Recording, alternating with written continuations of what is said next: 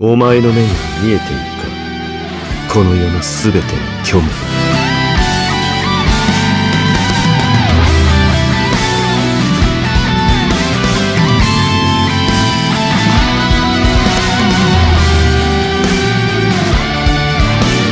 トルメンタルテンペスでシムシエラ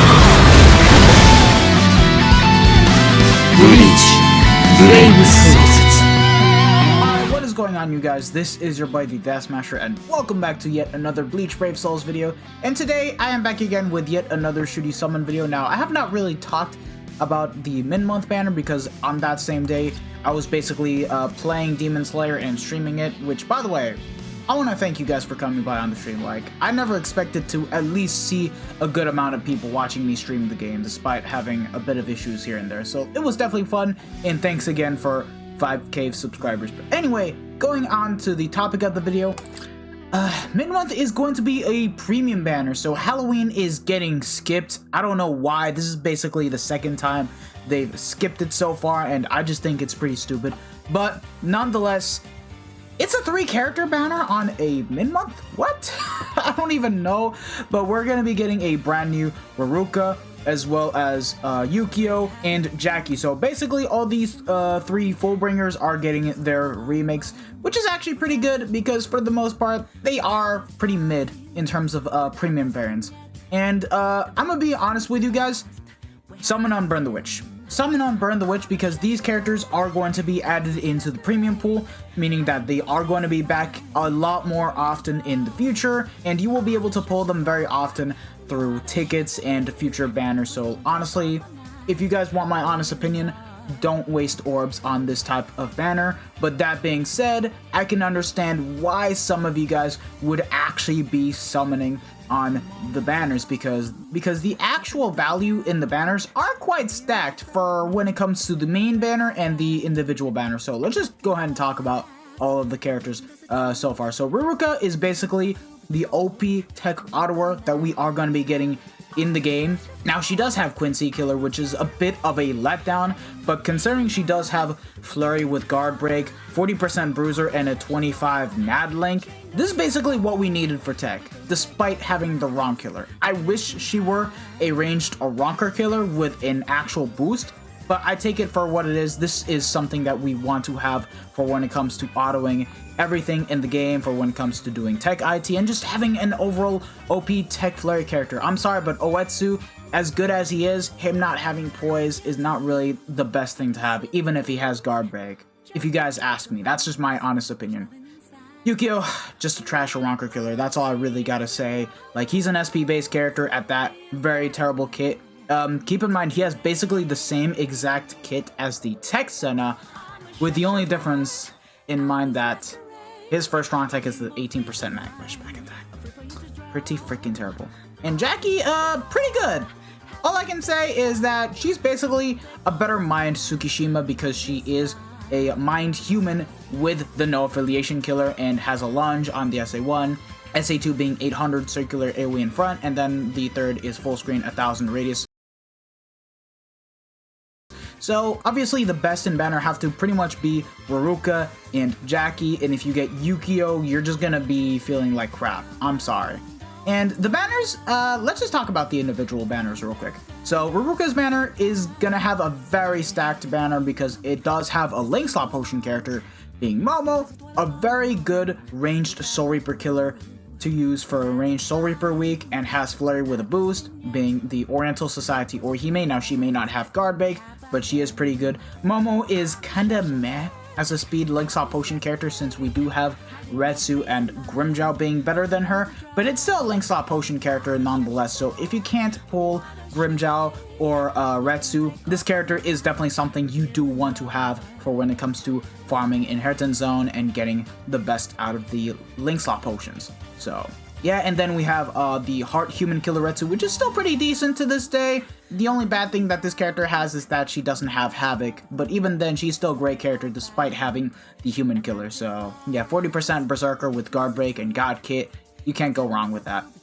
Yukio's banner is meh. Like, it is, like, sure, it does have Desert Society Rukia, which is also a Link Slot Potion character, but honestly, there's just way better chances to get this Riruka. I'm gonna be honest, and Mashiro is utter dog crap and is a droplet character, don't get me wrong, but honestly, it's not really that needed. And the Machine Society Toshiro is okay, not the best, but there are better power Oriental killers, so... Oh, funny enough, this character is even better than Yukio right here. Like, I don't know what the hell Caleb were thinking with this banner. And then Jackie? Oh! The banner is stacked! It has Fierce Battle Nelio, which is someone you do want to have for Melee or Ronker Week, and then we have the Machine Society Nemu, who is the second best tech character that we have in the game and has God Kit with a 20% Berserker plus the Berserker boost she gives to herself and all other Soul Reapers. Also has paralysis on everything and even has the disabler against speed hollows. Unless Caleb decides to be very dumb and basically give the enemies paralysis resistance. So either way, Nemu is definitely a very good character to have in your box if you are looking for a very OP tech character next to the art book Ichigo, who is the best tech character that we have in the game. And Machine Society Okiar is, he's okay. Like, he just basically has a lunge on first, beam on second, and then the third strong attack is full screen. No Havoc, unfortunately, only 20% Berserker with weakening. He's a good character, it's just that he's not the greatest character that we have in the game, and there's just better speed characters. And speaking of better speed characters, in the main banner, this is actually pretty good because guess what? Byakuya is in here.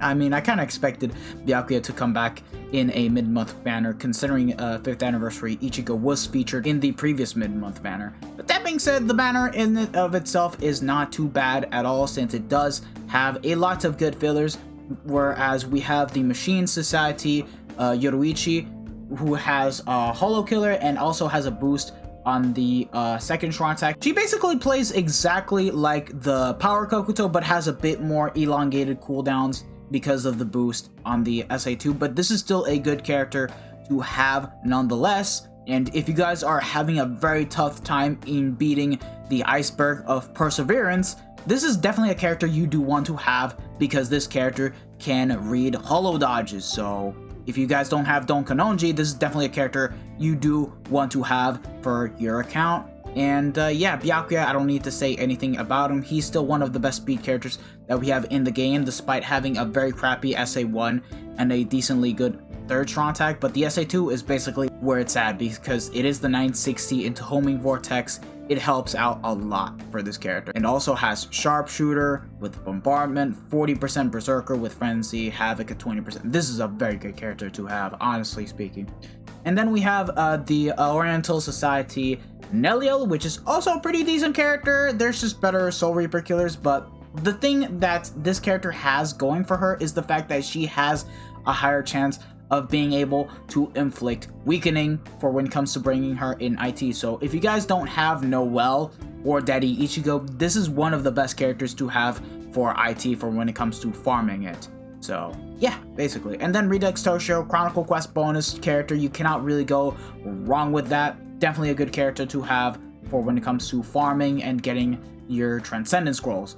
And then Christmas Rengiku, also a very good character and is a great Espada killer unit to use for that week specifically, since she does have basically the same kit as Kusaka, where the only difference is that the SA3 is basically the same SA3 as Byakuya and doesn't have Havoc, but the fact that she can even heal and inflict weakened defense on the special and also paralyze, this is definitely a must-have for Espada week if you are still lacking a very OP Espada killer to use for that week alone. And then Izuru, he doesn't have guard break, but he is a flurry character with the hollow killer nonetheless. He is a great unit to have for when it comes to ranged hollow week in and of itself, since he does have flurry with a 40% bruiser and can also heal his teammates, which is also pretty good, and also has paralysis on everything. So either way, the banner is pretty good, and honestly, I don't blame you guys for wanting to summon on this banner, since the value is actually there.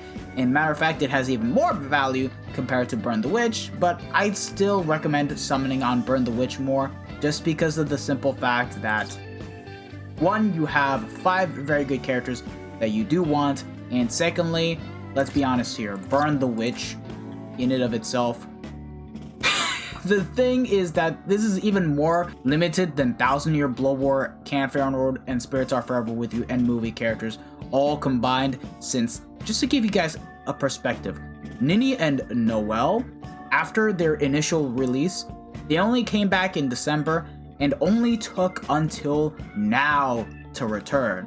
So all I gotta say is, if K-Lab repeats the same pattern where in December they basically re-release Bruno's banner and then we don't see another Burn the Witch banner until October, it could very well happen.